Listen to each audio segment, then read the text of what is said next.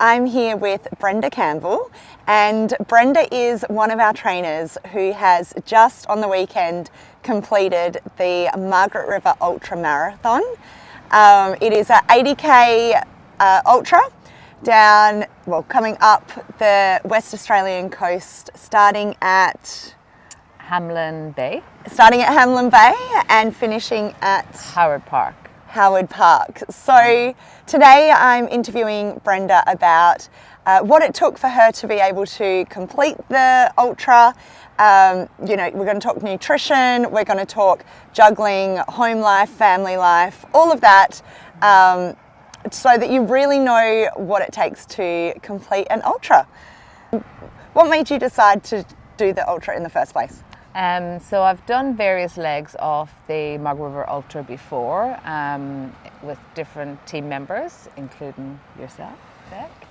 And I suppose over the years I've always thought I'd love to be able to do this the whole lot myself. And last year when I entered, I really wanted to challenge myself for the mental game rather than the physical challenge, even though it is very physical. I wanted to try and combine both and see if I could manage 80k on the Cape to Cape track as a solo entrance. Awesome. And would you say that the mental battle and the mental challenge came into play more so in your training or in the race? Good question. So I was expecting it to come into my race more. But it actually didn't really affect me until probably the last 8Ks of the run. But on reflection, yes, training is probably where the mental battle really actually started. Right. So tell us about that mental battle of training. So I suppose most people, everyone's very busy with family and kids and commitment. So trying to juggle that was hard. So you'd have to get up pretty early in the morning to try and get your runs done before you started the day with the family. So sometimes that was strenuous because you felt a load that, can I do all of this? Can I get all my hours in for training and do family, do work, etc. I went to Ireland for 4 weeks at the latter end of my training.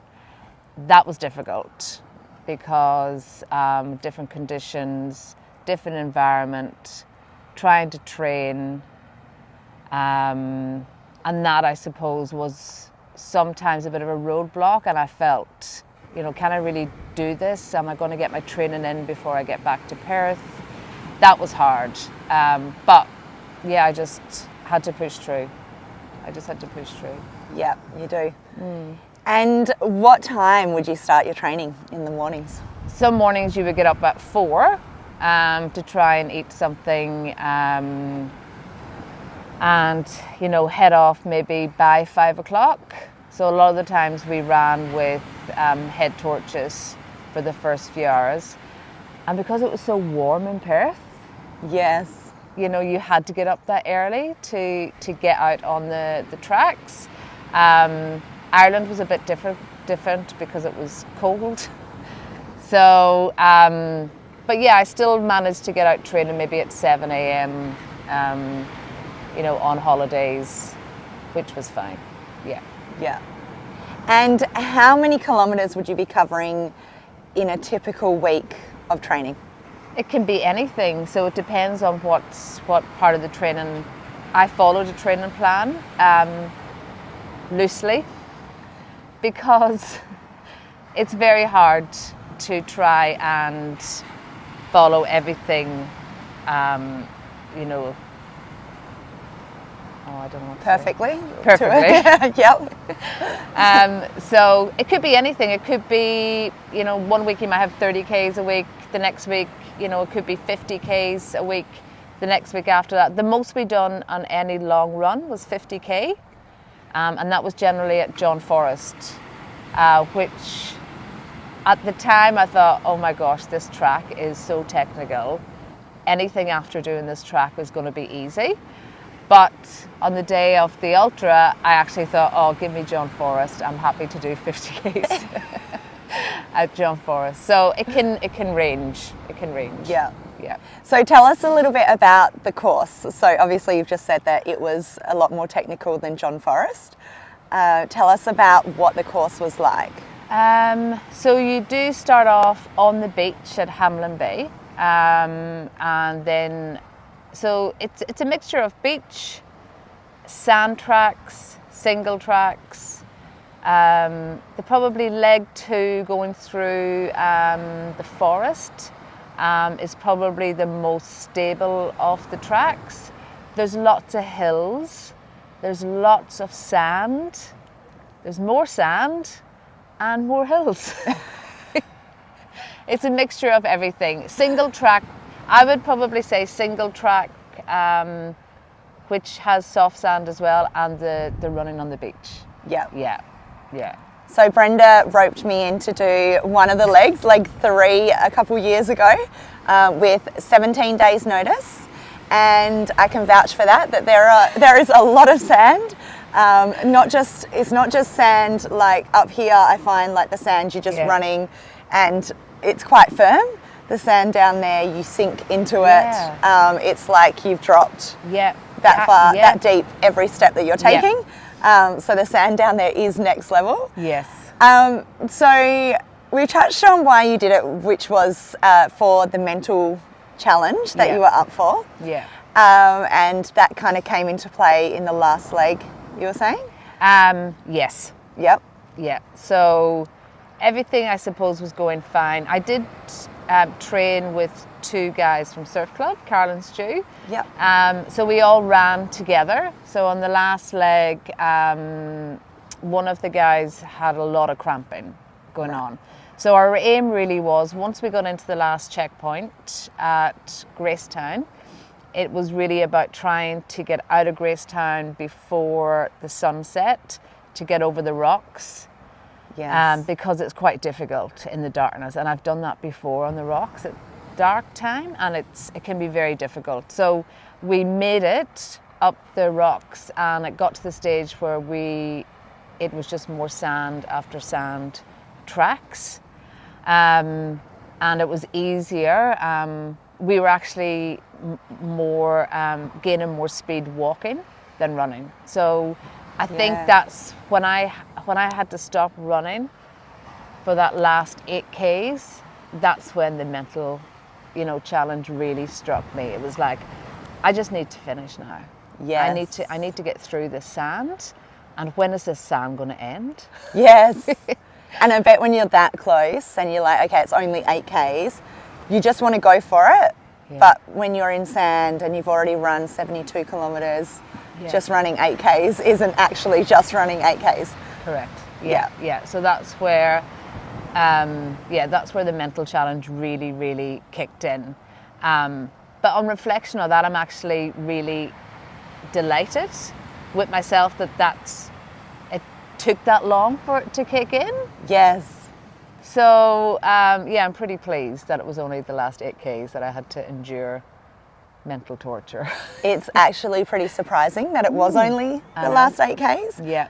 Especially knowing what leg 3 is like. I would imagine it would have kicked in a lot earlier. I know. And that's awesome. I did think about you on leg 3. Yes. So when I came down onto the rocks, and it's beautiful. Yeah, it is so beautiful. And the rocks, and you're just rock hopping and getting on sand, more rock hopping. And I did think on Beck, thinking, oh my gosh, I remember when I contacted Beck, I thought it was 3 weeks, but you told me it was 17 days. Definitely 17 days, yep. And I felt, oh my gosh, I roped her into doing this. But, and then a friend of mine, Shar, who also did it as well, and she had a hip replacement after when she'd done hers. But that was a combination of different things. But leg 3 is amazing, but difficult. Yes, yeah. So how did you, so obviously nutrition would have been really important. Can you tell us a little bit about your nutritional requirements during the run and also how you were prepping in the lead up? Yeah. So the lead up, I suppose, for that week, the taper week before the run, the important thing was carb loading. From the Wednesday, it was really about increasing water and hydrolytes. Thursday, it was cutting protein and cutting fibre out. So when it came to race day, I felt, nutrition-wise, really, really prepared. I had supplies for every leg of the race. So whether that was gel, nut bars, I had pretzels, dried mango, hydrolytes. And then we're very lucky that at the pit stops, we do get provided with food, the solo runners. So they have different things like potatoes, salty potatoes. Oh, nice. Yeah, which is good. They had cups of minestrone soup. So you're actually, if you didn't want to take your own nutrition, you can avail of the food that's provided by the race organisers. Yeah. So one thing they always say when it comes to racing is never try anything new on race day. Yeah. Did you eat the food that was provided or no for that reason? Probably for that reason, but I just knew everyone's different. Yeah. And everyone will learn this when it comes to, when it definitely comes to nutrition and racing and running. You have to do what suits your body. So I knew what was easy on my gut. Yeah. So I did stick to my own food. I didn't eat any of theirs, no. I wouldn't either. I'd be too scared. Like, what if on race day it doesn't, you don't respond well to it, and then you've got cramps or needing the toilet more often than planned. Yeah, so all the things that come into it. Yeah. So they do provide some lovely food. Like there was lamingtons, there was beautiful oranges. Everything looked really nice, but I just was afraid, I suppose. Yeah. And can you tell the people watching why you cut protein and fibre in the taper? So the protein basically is about the digestive system. So before you run, if you are consuming a lot of protein, it's hard for your system to digest it. So your system spends a lot of time trying to digest the protein. Where for me, running the 80Ks, the carb is going to get used quicker for fuel. The fibre, cutting out the fibre is to get your bowels pretty much empty before race day. So, and I have to say it was, very effective. And on one of the, I took sandwiches with me. So at my aid stations. So a friend of mine who does the Rottnest swim, he makes the sandwiches on race day. He cuts off the crusts, right? So no fibre, and cuts them into little bite-sized pieces, and that's what I did, and it worked really well. Yeah. Awesome. And I know that you did it for the mental battle and challenge, but you also did it for the Saba Rose Button Foundation. Yeah. So would you like to tell everyone a little bit about that? Yep. So the Saba Rose Button Foundation is a non-for-profit charity. They focus on raising funds to help children with special needs and their families. So those needs can be anything from therapy to specialised equipment to respite within the home or care within the home. So I decided to raise funds for the Saba Rose Button Foundation. So we raised over $1,800, so that was really good. Yeah, so that was a combination of people donating. We were very lucky that Beck facilitated, and the Mums in the Missions trainers facilitated Anzac Day workout here at I Look at 4 show. So that was really, really good, and we raised funds through that. And yeah, it's just a great charity. It's a young girl that unfortunately had a life-threatening reaction from a flu vax back in 2010. Saba herself does not access the foundation. She has her own, she got compensation from her injuries, but they help so many people and families all over WA. Yeah, much needed support as Definitely well. much needed support. So you'll see Team Saba. Yes. So when you're representing the Saba Rose Button Foundation, you'll see Team Saba, so they black and white hats or singlets or tops. They're very prominent in the Rottnest swim. And at the moment they have Maytivation, which is really I've cool. seen that, yes. Yeah, so it gets people active in May, which is a really good idea. Yeah. And City to Surf and lots of different other events. Awesome. And so obviously you are a mum of 2 and juggling work life, home life, parenting, all of that. Yes. What would you say to someone who maybe doesn't believe that they can do something like what you've just done, either the Margaret River Ultra or even be like, you know, City of Surf or like a fun run or anything that they maybe don't believe that they could do, or someone who is on the fence about doing it, wants to do it, but just hasn't taken the plunge yet? What would you say to them? Yeah. For me, I know that I'm a better mum. I'm a better friend. I feel I'm a better person once I give time to me. So, and for me, that's about moving my body and exercising. So I'm very lucky that I do have the support of my family to allow me to go on early morning runs or evening runs or go to the gym or, you know, work out. I just think that you just have to put time aside for you, and once you're happy and you've filled your cup, you're able then to fill others. So whether that's your, you know, circle of family or your friends, it's not easy sometimes to put aside time for yourself, but it's so necessary to do it.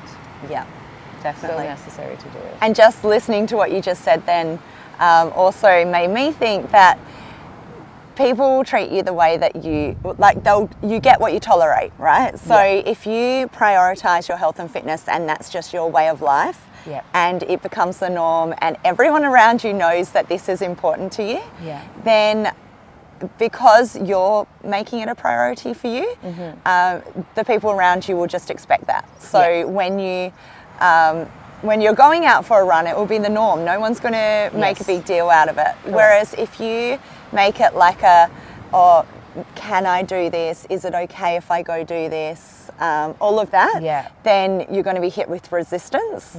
But if you're just like, you know what, this is me, this is what I'm doing, this is how we do it, and you work as a team, because at the end of the day, like, families are teams, and you work as a team, and then what happens is you actually end up inspiring the rest of the family anyway. So what did your kids think of the race?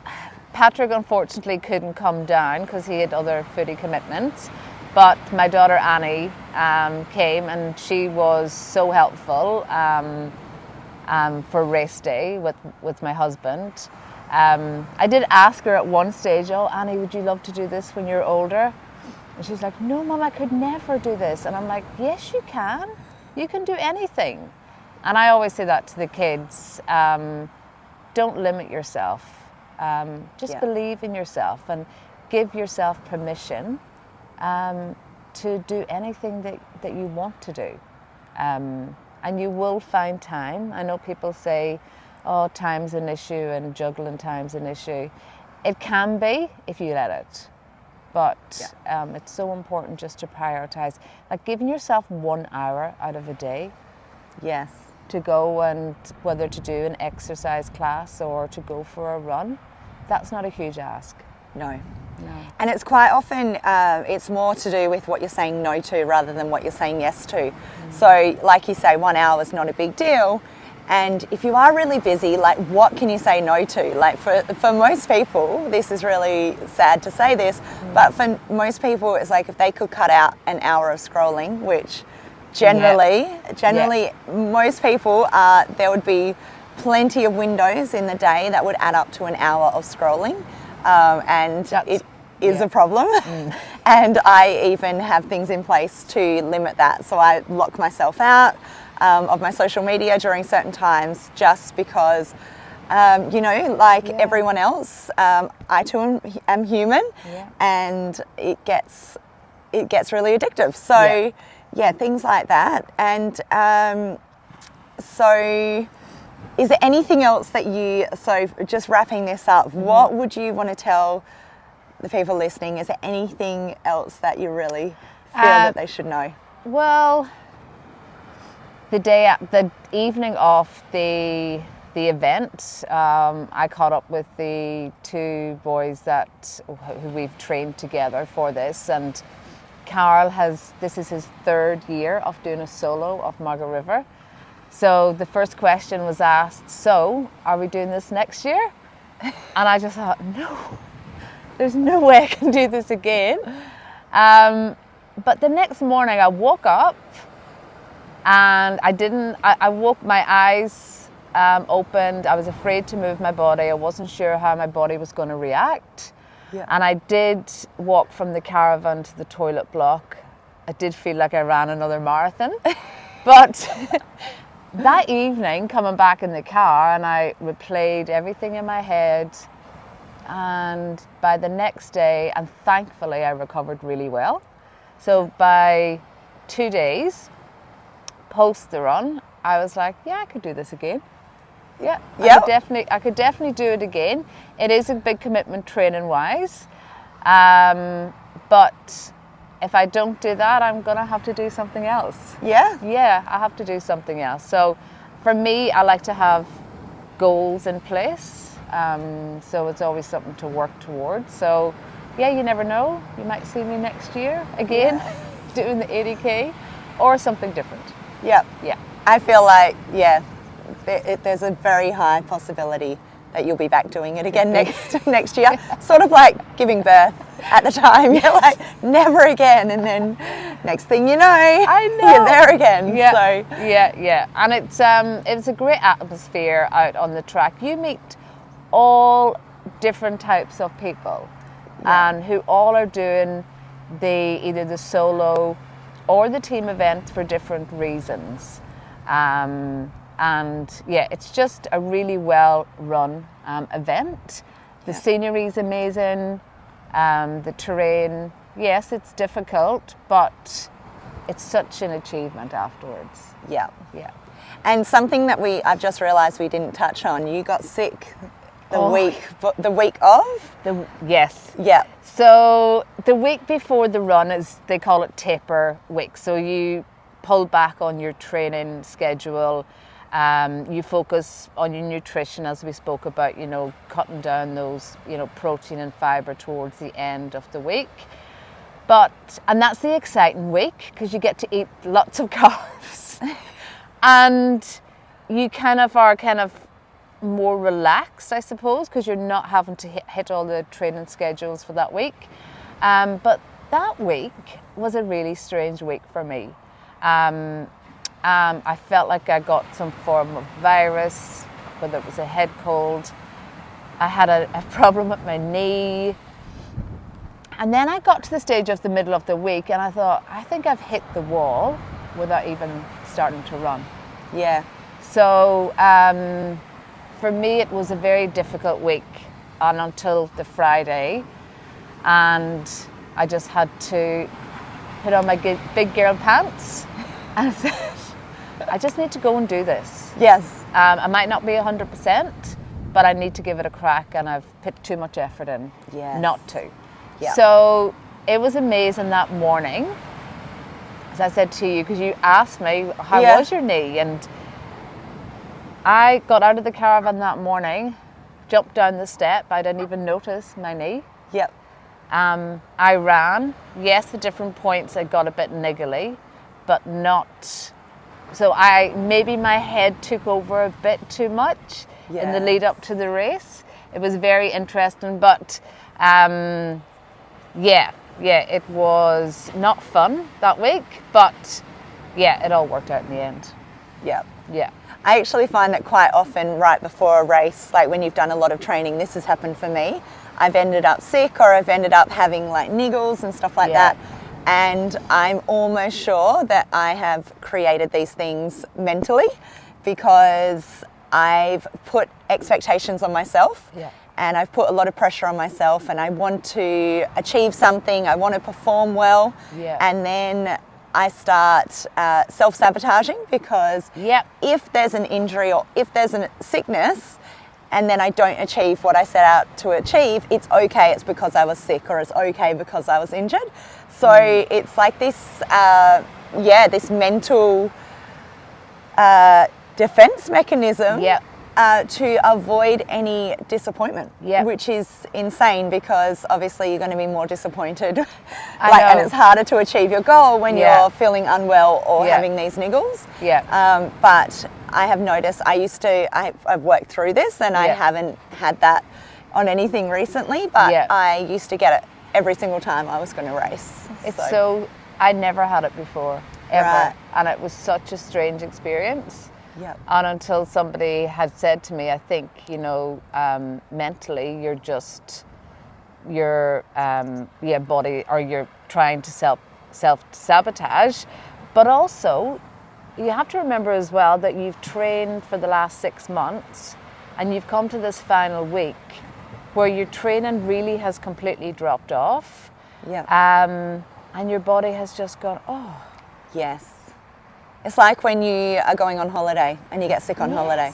Yeah. So you go hard, you're trying to get everything organised, and then finally you get on the plane or whatever and you're like, oh, got a sniffle. What is that? Yeah. So your body is, I suppose, as we keep going, your body is just going, and then it sees this little window of, oh, she's relaxing. Yeah, I can relax. Let's get in now. And bombard her with all this stuff. So maybe that was my mental challenge. Yeah. I don't know, but I just had to push through it, and I'm so glad I did. Yeah, awesome. Well, thank you, Brenda. That's a really good rundown, and I'm sure that there will be more that you think of later that will come up. So if you have any questions, then please comment, and Brenda will get back to you and answer any questions that you might have. And we hope to see you guys out on the trail.